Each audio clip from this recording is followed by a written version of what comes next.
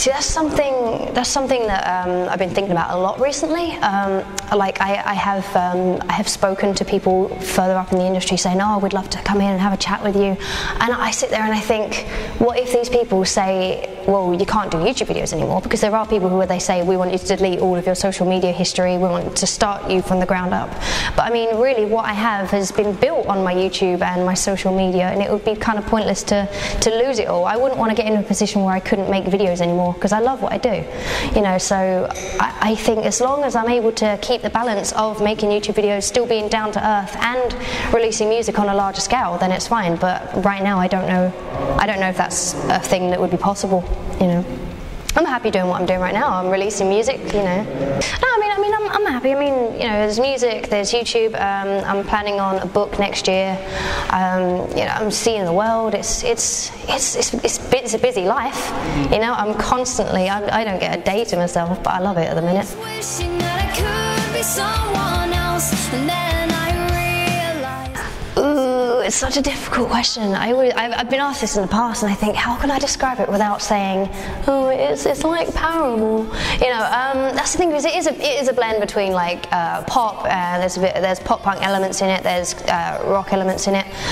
There's some songs. I think there's a couple where there've actually been like things such as like blues influence in them. My sort of music is influenced by a lot of modern alternative bands, a lot of pop punk bands. That's where I came from. I originally started singing pop punk when I was in bands and stuff. But recently it's been mixed with more sort of, you know, the recent pop stuff. It's kind of hard to explain, I guess. It's guitars. Yeah. It's guitars and singing. It's a rock sound. You can figure it out.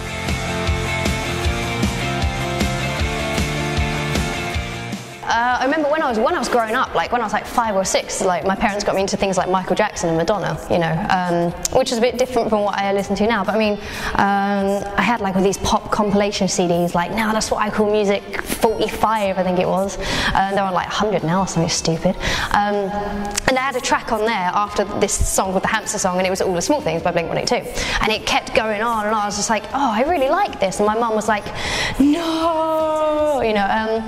So that was the first song that really got me into pop punk and punk, and then 2004 came around. I was listening to music channels. There was all Britney Spears and all that. 'Cause I mean, I was like 10, you know. And then American Idiot came on by Green Day, and then my dad was nice enough to buy me the album, and it all started from there, you know. So I got into Blink-182 from there. They're self-titled mostly. Then there was Green Day, Good Charlotte. There was the My Chemical Romance phase I think everyone went through, and then it changed into sort of things like the White Stripes and Arcade Fire. So it kind of took like a sort of more less pop punk and then sort of more alternative. Then I got into things like Yellow Card. So I would say it's literally been a mix of those sort of things. You know, you got like a massive influence in the White Stripes, which a lot of people are like, really? But yeah, so it's sort of like pop punk mixed in with alternative music, I suppose.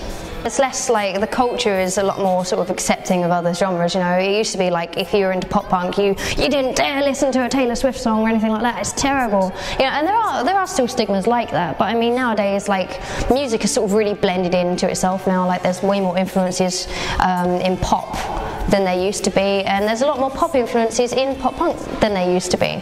I just think that people are a lot more forgiving, you know. But I mean, I remember like there was like an Essex pop punk scene when I was growing up. There was a little place in Southend called Chinnery's, and everyone used to go down there on Saturday nights, and literally if you played anything other than death metal, really classic pop punk, if you played anything that had synthesizers or anything, you were out of there, you know. And then you had things like Enter Shikari that came along with synthesizers, and everyone was like, synthesizers, they're great, you know. It shows how fickle things really are, you know. But I think it's good that we've got this development going now.